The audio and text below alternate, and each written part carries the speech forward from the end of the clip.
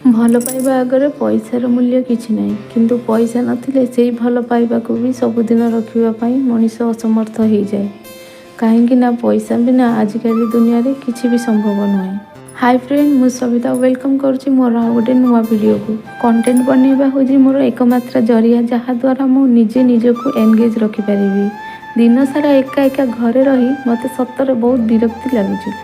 ସେଇଥିପାଇଁ ଏ ହେଉଛି ମୋର ଗୋଟେ ଜରିଆ, ଯାହାଦ୍ୱାରା ମୁଁ ନିଜକୁ ଘଣ୍ଟା ଘଣ୍ଟା ଧରିକି ଏନଗେଜ୍ ରଖିଲେ ମଧ୍ୟ ଜାଣିପାରେନି କେତେ ସମୟ କଟିଯାଏ। ସେ ଯାହା ହଉ, ଆପଣମାନଙ୍କୁ ମୋ ଭିଡ଼ିଓ ଭଲ ଲାଗୁଛି କି ନାହିଁ ସେଇଟା ତ କହିପାରିବିନି, କିନ୍ତୁ ମୋତେ ବହୁତ ଭଲ ଲାଗୁଛି ଯେ ସମୟ ଗୁଡ଼ାକ ମୁଁ ନଷ୍ଟ କରୁନି। ଆଜି ରବିବାର ଥିଲା, ସେଥିପାଇଁ ସ୍ୱାମୀ ଚିକେନ୍ ଆଣିଥିଲେ, ତ ଚିକେନ୍ ରୋଷେଇ କରିସାରିକି ମୋର ଗୋଟେ ଅର୍ଡ଼ରଟେ ଅଛି, ସେଇଟାକୁ ମୁଁ ରେଡ଼ି କରିବି। କ'ଣ ହେଇଛି କେଜାଣି, ପୂର୍ବ ଭିଡ଼ିଓରେ ମୋର ବହୁତ ଭଲ ଭ୍ୟୁ ଆସୁଥିଲା, ଗୋଟେ ଭିଡ଼ିଓରେ 22,000 26,000 ଏମିତି ଭ୍ୟୁ ଆସୁଥିଲା, କିନ୍ତୁ ବର୍ତ୍ତମାନ ଭିଡ଼ିଓରେ କେଉଁଥିରେ 0 ଭ୍ୟୁ, କେଉଁଥିରେ 10 12 ଏମିତି ଭ୍ୟୁ ଆସୁଛି। ମୋ ମନ ସେଇଥିପାଇଁ ବହୁତ ବେଳେବେଳେ ଦୁଃଖ ହେଉଛି। ତଥାପି ମୁଁ ଚେଷ୍ଟା କରୁଛି ମୋ ଭିଡ଼ିଓ କଣ୍ଟିନ୍ୟୁ କରିବା ପାଇଁ। କ'ଣ ପାଇଁ ଏମିତି ହେଉଛି ଯଦି ଜାଣିଥିବେ ତ କମେଣ୍ଟରେ ନିହାତି ଭାବରେ ମୋତେ କହିବେ, ମୋର ବହୁତ ହେଲ୍ପ ହେଇଯିବ। ତ ୟା ଭିତରେ ମୋର ରୋଷେଇ ସରିଯାଇଛି, ମୁଁ ଏବେ ଏଇ ଅର୍ଡ଼ରଟାକୁ ରେଡ଼ି କରିବି।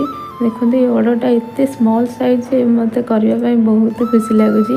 ଫ୍ୟାବ୍ରିକଟା ବି ବହୁତ ବଢ଼ିଆ ସୁନ୍ଦର ହେଇଛି। ତ ଏଇଟା ଜଣେ ମାଉସୀଙ୍କର, ସେ ଏତେ ପତଳା ଅଛି, ତାଙ୍କର କୌଣସି ବ୍ଲାଉଜ୍ ତାଙ୍କର ଫିଟିଂ ହିଁ ଆସେନି। ମୁଁ ସେଇଥିପାଇଁ ତାଙ୍କର ପ୍ଲେନ୍ ଡାଟ୍ ବାଲା ବ୍ଲାଉଜ୍ ବନେଇବି।